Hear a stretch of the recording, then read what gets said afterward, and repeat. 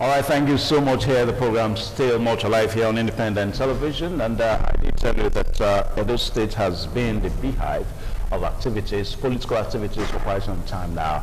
And talking about the GUBER election 2020, particularly September this year, Edo State is going to be going to the poll to elect the governor of the state. And as we stand now, some political parties have signified interest in the election. The most of it all is the People's Democratic Party and the All Progressives Congress. And we'll be following the build-up, talking about how the former chairman of the All Progressives Congress in Edo State was suspended, the person of Adams Oshomole, and how other persons, erupted, saying that they are the chairman, or they are the chairman, as the case may be. And only yesterday we got to read on the papers, on the social media, on the internet, how some aspirants in the People's Democratic Party, have started making reactions. In particular, talking about Honorable Ogbedi Hama, saying that Mr. Godwin Obaseki, cannot, signify interest to contest the governorship election, because as at the time, when the window of opportunity was given for those interested to signify interest, he was not there. Only for, of course, we'll be following the story. We know how he left the All Progressives Congress and came to the PDP. Now, all this, for some political analysts, it's all drama, and some say it's all political intrigue. So we're going to be looking at all this today and see how best we can attain understanding, most especially among the different aspirants that eventually will become candidates as we get along for the Edo 2020 election. Well, to look at all this morning, we are so privileged to have Barrister Dan Ogbege and also Honorable Osase Ihera. Barrister Dan Ogbege, thank you very much for having me this morning. Yeah, and also Honorable Osase, you're welcome to this program.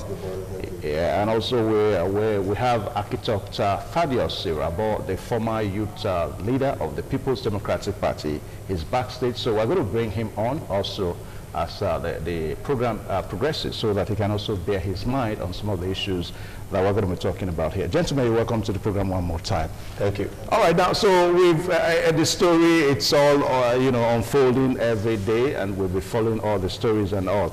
Now, what can we really say is immediate reactions that we can begin to deduce to this development?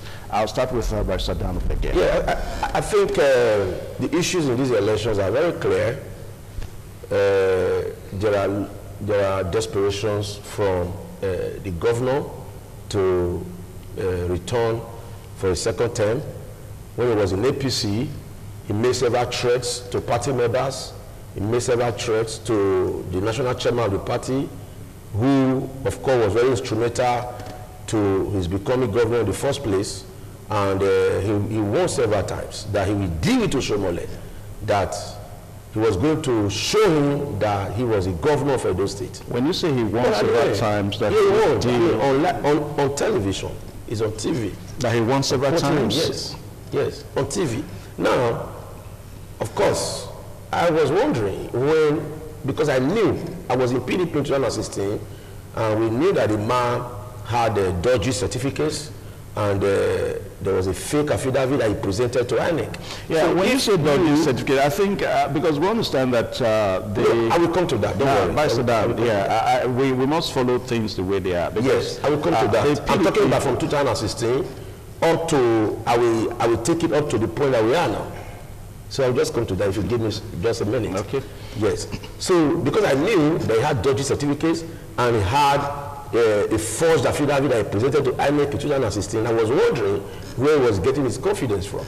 And of course, the National Working Committee of the APC set up the screening committee, and the screening committee discovered that there were discrepancies in the certificates that he presented and in his affidavit. And they also, for instance, they asked him categorically that he did not submit his A-level certificate. And he agreed that he had never seen his A-level certificate. So you now wonder how he was able to regularize, or how he was able to gain admission to the University of Ibadan that he claimed to attend. And when you say he agreed, did he agree to you or he agreed? He even said it himself. Well, I'm going to leave Honorable say you have to respond. He will respond to that, but he said it himself, and the chairman of the screening committee said that was what he said, and they had it on video. They recorded the interview sessions that they had with all the aspirants at that time. So these were the things that the governor said. They had never seen his A-level certificate. Now, in 2016, he deposed to an affidavit that in the course of moving offices, he misplaced his credentials, his certificates, and he presented that affidavit in lieu of his certificates. Then, apart from the certificate from the University of Ibadan, a photocopy of it that was undated. It was not dated. In the affidavit, he claimed that he graduated, he finished from West African Grammar School in 1973. And that same year, he gained admission to the University of Ibadan. And he graduated in 1976. Of course, we in PDP at that time, we sent investigators to the University of Ibadan, and we discovered that these were just lies.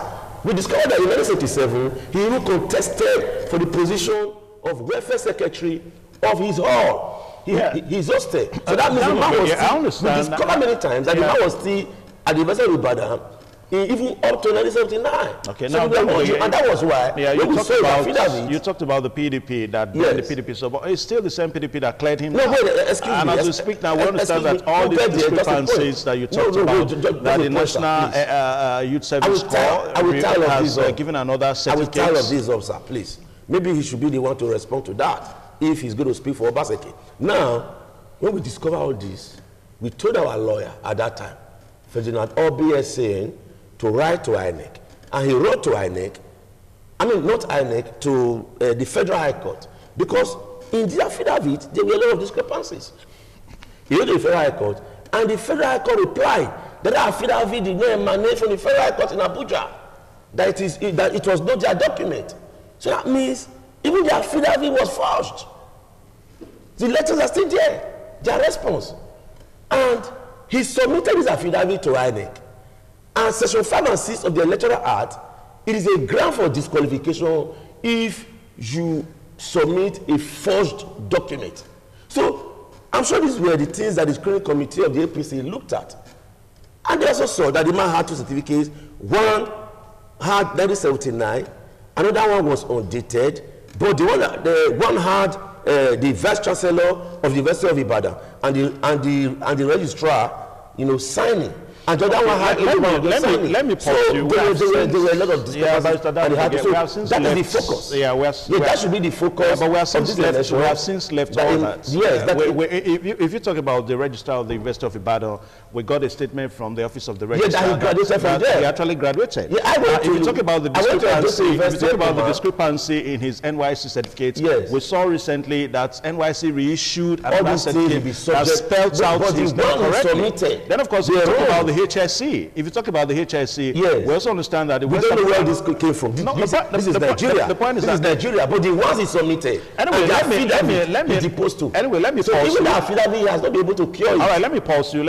It is established. Let me pause the affidavit is forged. All right, thank you so much. Now, Honorable Sase, you may want to react to some of the issues that he talked about. Yes, thank you very much. I'm surprised at my. I will not call him my learned colleague. No, you are not my colleague. You are not my learned brother. Are you learned? I'm not learned. Like that, okay. According to the lawyers. It's okay. I'm surprised that as a learned man, he's making some fallacious statements, which leads to hasty generalization. As a matter of fact, the issues that he has just raised about his academic qualifications are issues that could lead to issues of litigations. And I am surprised that the APC is now, they are coming out to tell us that they deceived Edo people with such issues. But from the Obaseki perspective and from the present dynamics of the politics, we had verbatim, we had clear when the screening committee chairman, Professor Jonathan, what was the surname, I can't remember, came out to say that the issues of the grant of disqualification of Governor Obaseki are not even the issues of the affidavit of we are talking about 2016. That it was the issues of the irregularities in his certificate, specifically the NYSC, where they wrote Obasek instead of Obaseki. Of course, you know that would be an error from the person who produced the certificate. Maybe a typographical error. No, you should have corrected it. It's a cousin writing that you normally use in NYSC. You have corrected it. Well, then, what baffled me most was for a professor from the Nigerian University to have come on there to say, he did not say that they were not talking about where was his A-level certificate. I quote him verbatim. The Vice Chancellor, not just... The HSC educational system was unknown, the HSC certificate was unknown to the Nigerian educational system. So the particular certificate he asked for? That particular one, not HSC in general. Was unknown to the Nigerian educational system. And I wonder where he got his information from. Those of us who schooled in this area, who schooled in this clan, between the 70s and the 80s, because I left secondary school in the 80s, we are aware that when you finish your secondary school education, and maybe you have some deficiencies in your O level, you want to get accreditations. As at that time, JAM was in the early 70s, JAM was in the line. You go for higher school certificate, HSC, EDO College, India College, and ICE were paramount in this area of academic studies. And for you to say that a man went to ICE for HSC, and you say HSC education is unknown to educational system, Nigerian educational system, I wonder when he was good. Perhaps it's a product of the 6334 system, and he was not aware that prior to the 6334 system, there was what we call HSC educational system. And those who could not go for HSC, just like the GC O level gave you private candidacy for you to write GC O level, so we also write GC A level. As at then. As at then. Yeah. So I wonder where they got where they concocted those stories from. Back to the issue of Obaseki threatening the government. I have never in my life, I am not speaking for Obaseki, but from what we have followed since, that we remember that the only complaint that came on air, both on media, both on the social media and on the mass media, was when he complained verbatim that he was not being carried along by the National Working Committee chairman, Comrade Sosomole, as regards the appointments and other things that we're doing. Verbatimly, he said, I cannot be governor and I'm not governor. He said so as well. So the area of saying he threatened the governor, he did this, I am not aware of that. Okay, you didn't see it. But I think that the problem with our politicians is that there's a new sheriff in town who has said there must be a new order and things must be done orderly. And people, everybody must have, governors must have a sense of governance. A situation where the common man is hoodwinked, hijacked, and using all sorts of aggressive to collect revenue, irrespective of whatever means of it, to enrich your pocket. We're in this stage where Comrade was governor. We have not forgotten the go and die with those, we have not forgotten the various scripts that we saw on ITV and other media, or how people cry about how their things have been demolished on the street, how people have been doing the same thing. And at the end of the day, a man came and brought sanity to the streets of our road. A man came and brought sanity to revenue collection. Revenues that were supposed to go to the pockets of individuals and not going to the coffers of the government. And those who were involved will definitely cry. Will definitely cry because you have removed my source of income to the detriment of the majority of the people. Okay. And I think that was where the paradigm shifted. Okay. Now, I don't agree with you. Yeah, let me come to Obege. Let me come to you now. Maybe you have time to react to some of the things you said. Now, some of the drama, just unfolding is the recent reaction that we are noticing from Honorable Ogbede Hama, challenging, the Obaseki contesting for the election. Now, the suit that he has filed is that he did not signify interest, that he expired, that he did not make use of the window time of opportunity when it was given to him.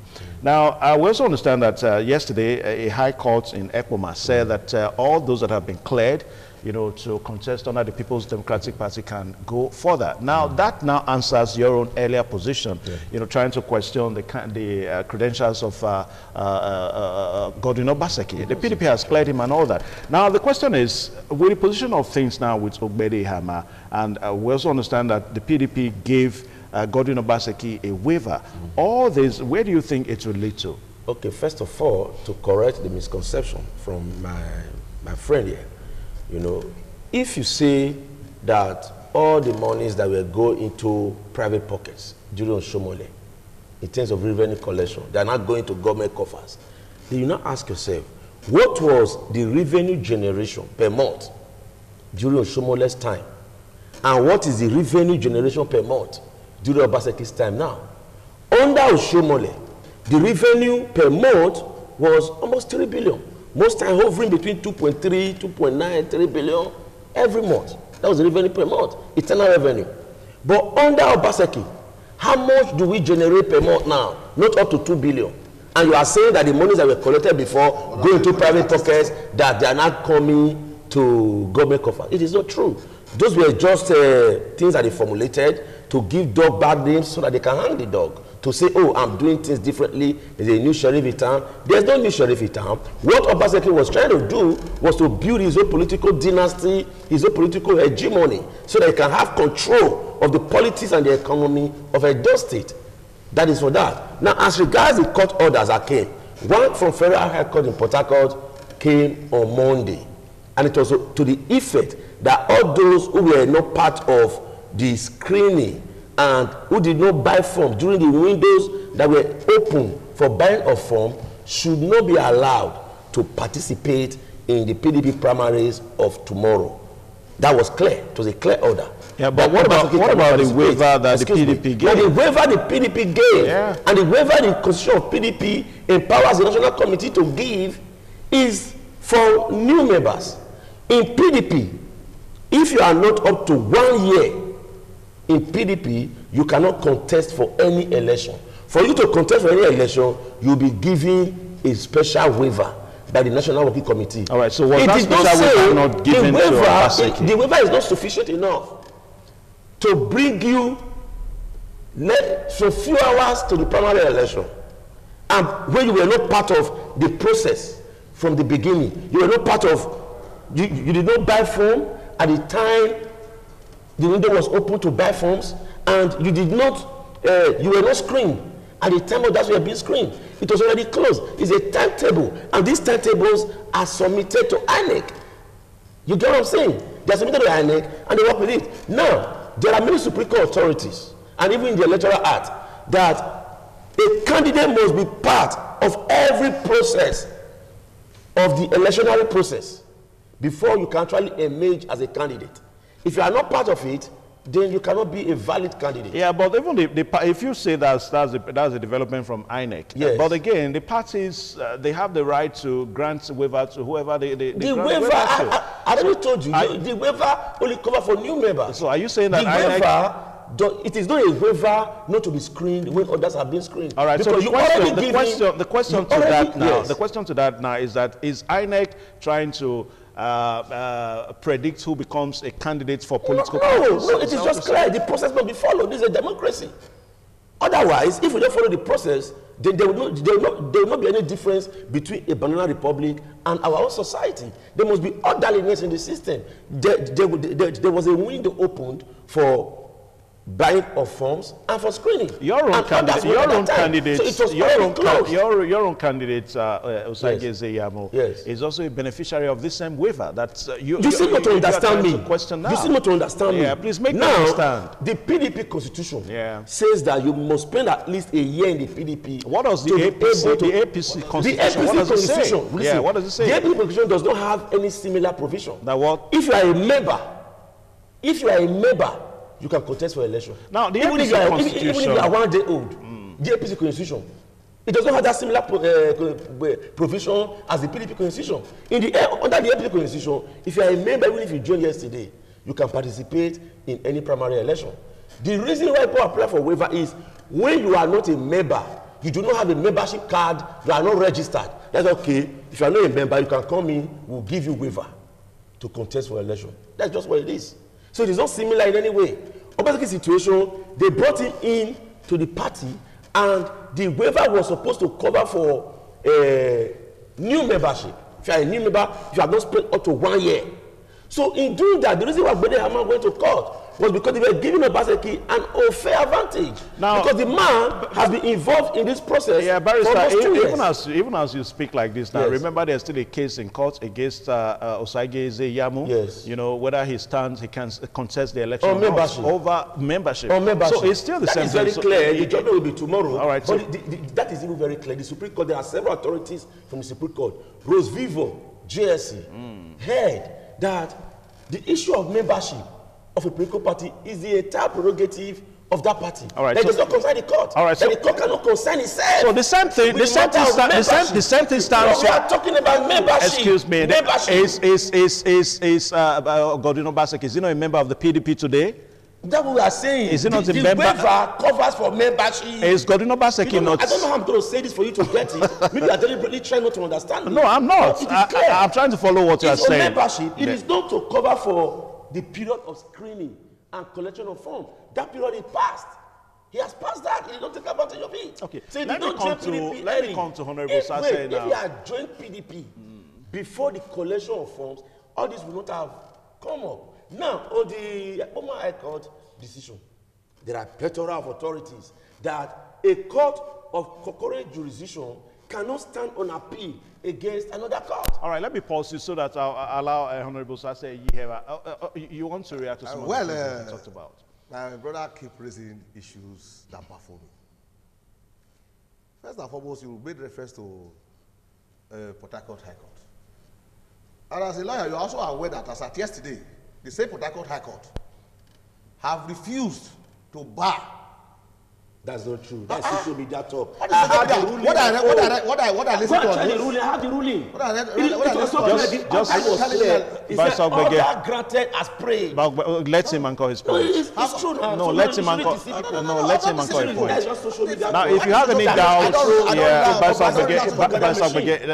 if you have any doubts over what he's saying, you hold on. When it's your time, you react. Let him speak. The same Port Harcourt High Court yesterday wrote that did not grant the prayer of my very good friend Gbede Hamman from banning Obaseki from contesting. I said everybody has the right to contest. See, coming to the issue of Gbede Hamman, I understand his position. What do you think is his position? I understand his position. Yeah. He's a dynamic young man who have labored very well for the party. You see, he believes, every politician has a personal interest. And you cannot blame him for having such interests. Every politician has an ambition. You cannot blame him for having an ambition. Now, but I'm telling you that the issues, the intrigues and the politicking inside the party, PDP is a family affair. I'm sure before tomorrow, these matters will be resolved. I don't think so. You are not a member of the party. I was there. I know. You were once there. Yes. I know Gbede Hamman that he's a party man. He's a party man. I respect him for who he is. Now, Honorable, very dynamic and absolute straightforward. Yeah, Honorable Sase, what do you think is responsible? Yeah, what do you think is responsible for these reactions coming up from Ogbede Hama? Now, some say that it's probably lack of internal democracy in the PDP. Now, the leadership of the PDP has taken position. They are so much okay with Governor Obaseki running. I just wanted to quickly clear some air on what he was talking about. When he talked about even at the state level. You see, the Constitution says if you have not spent up to a year in a political party. No, in the PDP. In PDP. PDP yes. And the National Working Committee, in their own wisdom, can grant you a waiver. This is not the first time they are granting waiver. They once granted the same waiver to Pastor Sagezaya with PDP. Yes. That was in 2016. I consider in 2016. No. He joined 2014. So what are we trying to say? Whether the lawyers will say he that comes to equity must come with clean house. Yes. You see, whether you are a day old in the party, you are 364 days old in the party. It is like the Biblical saying, where Jesus Christ said, if I hired a man at the early hours of the day, the laborer at the early hours of the day, and I decided to hire another one at the 11th hour, and he paid them the same wages, it is his own prerogative and decision to do whatever he likes. It doesn't mean whether you started work earlier. Yeah, we are Christians and we are ready. Now, the PDP has said that we are granting you a waiver. The period of primaries have not elapsed. The period of primaries have not elapsed. Barrister, let him anchor his points. The period of primaries have not elapsed. And if the party decide to say, we are granting you a waiver to enable you contest the election, a waiver is a waiver. There's no other provision to the waiver. Except it is not the PDP constitution that I also have, that is the one you have read. There's no other provision attached to the waiver. A waiver for you to enable you contest is a waiver. Now, Honorable, how true is it that, because for some I want to quickly anchor this. Okay. The way he's talking, you made reference to Pastor Sagezaya. Of course, the matter is in court. And your APC constitution says that for you to be eligible to be a member of the party, you must have registered at the ward. Yes. And we are aware that his own ward chairman have come out categorically to say that he's not a member of his own ward. He was threatened. Wow, how was he threatened? Of course. How was he threatened? He was threatened by the government. How was he threatened? He was the one that gave the card to Pastor Sagezaya. Pastor Sagezaya came out to say and tell us that he registered online. All right. Now, gentlemen. He registered in his ward. He has a party card. It was the ward chairman that gave it to him. The secretary was also there. The one that was issued by members of the ESCO of that ward, they were in reserve yesterday. We are aware that there are private ESCOs around APC. No. This one, the real chairman, they came out yesterday to say that they gave him a card. You know, the things that they tried. No, I said just now that there was too much desperation. They took this man to government house. They forced him to sign an affidavit. It was not in court to send the affidavit to the people. They forced him to send the affidavit. The man agreed to make people. He told many people. He was threatened. Now, Barrister, when you say somebody was forced to do something, I think we have to be careful because we don't have evidence. Do you have evidence? Can you substantiate it here? They should sue you. Yes. All right. Now let me come to Honorable Sase here. Now, some analysts are beginning to deduce the whole situation, particularly as it relates to Honorable Ogbede Hama, that ordinarily Ogbede Hama would not have gone to the courts. He would not have instituted a suit against Godwin Obaseki.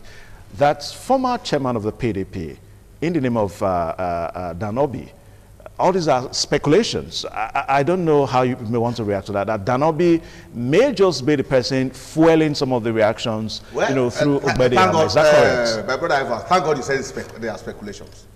You see, I don't stick my neck on what I cannot defend. There are, in this era of social media, but does the body language of Ogbede Hama, does it suggest that somebody is probably nobody that has ambition, that will want his ambition to just be truncated easily? The bar has a right to be aggrieved. The man has a right to say, perhaps he believes strongly that he will win the election. But some other persons can also say, brother, don't let us watch this opportunity.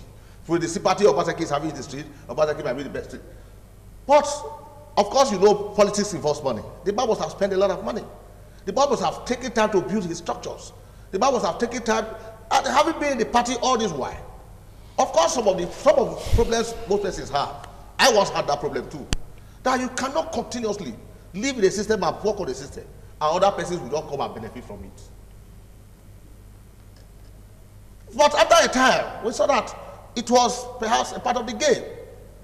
I am a founding member of PDP. I know that Obi was not a founding member of PDP. And many of those who are calling the shot in PDP today. But let us exercise restraints when you say somebody was not a founding member of the PDP, because we cannot, we're not here to substantiate who is a founding member.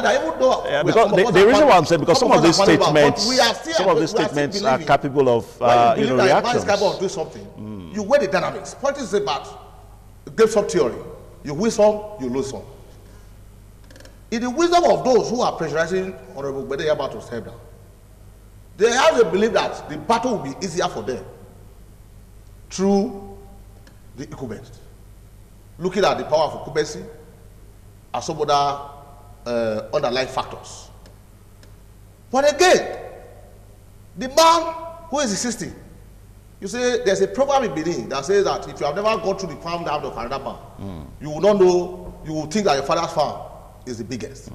Perhaps the young man of Gbedeyama also knows his worth. He believes that he might have the same arsenal to be able to fight this battle. But like I have said, it's an eternal thing.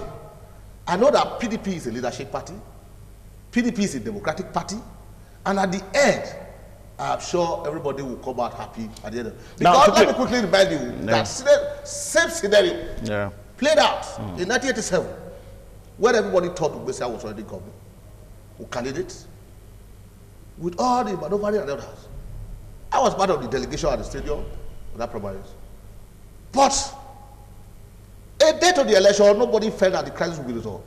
But at the field of the Samuel Babuda Stadium, it was the same Senator Ode Ogbesia that came and lifted out the hand of Professor Subo and said, the party have resolved. So I want to believe that 2007 will come to play. All right, now, Honorable Gideon Ehine, an aspirant before this time from Edo Central, even before 2016, he was an aspirant in the PDP. He said that he's not stepping down, but he has decided to step aside, for Godwin Obaseki. You want to react to that too? Yes, it still boils down to what I've said earlier, that it's a eternal game.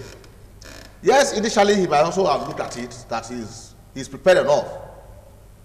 He has the political watchers and everything to fight the battle and get the prevalence. But, nobody's an island. He must have also consulted and listened to the voice of reason. I said, okay, if this is the view of these persons, who I also believe would have supported me. Of course, you will remember, you will recall that in that stepping aside ceremony, I don't want to say he stepped down. I want to believe he stepped aside. Stepping aside ceremony. Yeah, he said so. He said he stepped aside, not stepping down. Stepping aside ceremony. Yeah. He did say that he is stepping aside because he believes that the man he's stepping aside for has the same vision and goal he has for Edo State. I see both of them have the same vision, and he has been displaying that vision. He was not prepared to rock the boat.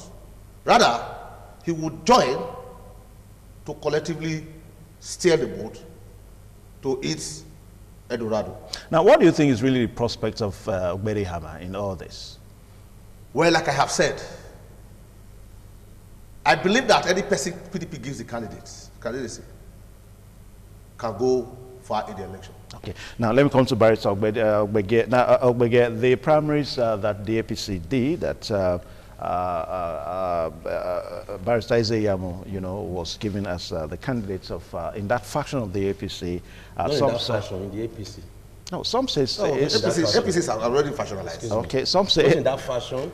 There's not going to be another primary. Is there going to be another primary? Okay, let's come to the primaries now. But some say it's a charade. Some say it was a charade. How? How was it a charade? If I may ask you, because the other two aspirants stepped down for Usagi Zeyamu, and of course he was coronated as candidate of the APC. So anybody that says a charade is just bitterness. Yeah, that the results, he garnered a total vote of about 27,000 to beat Pius Odubu that had about 3,000. Yes. Some people even say that those results were probably manufactured. No. Is that correct? I was in my ward. And I also saw what happened in the other wards. There were votes. People voted. And of course, even if somebody has stepped down, you will still see some people voting for that person. Even in the general election, parties that don't have candidates, they still get votes. So I was there. If you drop from what happened in my ward, you know, because of the COVID-19, there were respect for the COVID-19 regulations. Maybe the turnout was a bit lower than expected, but there were proper votes in that election. Okay. Now, I'll just let Honorable Sase, because I'm going to step you then. I'm going to step you aside so that Architect Thaddeus can come in. So what are your last words, even as we watch this drama unfold? Well, I want to say it's interesting. Okay. Democracy is getting robust. And it is not something unusual in the political boardroom. There will be intrigues, there will be infighting, and at the end, it will be resolved. But I want to quickly tell my friend here to join to what you have said. That as of today, the substantive APC chairman in those states have come on air to say that APC primaries was not recognized. Please don't deceive people. Who is the substantial chairman of the APC? That's a Bojezo. No, the man was suspended last year and to ratify the court of law said the status quo should remain. The status quo should be as of November. Listen, please, you are not a lawyer. You don't just talk in the air. No, let him interim order. Yeah. And the interim order cannot last for more than 14 days. And that interim order expired, I think, 7th of December last year. No other application has been made since that time. And the status quo as we speak is what happened even before they went to court. After the interim order, have they argued the substantive suit? They are in court as we speak. They are in court. All right, so what's your last... Please, I want to assure you people that at the end of the day, I know that PDP will be victorious. No, you can't say, you can't, I will let you say that. No, I will let you say that.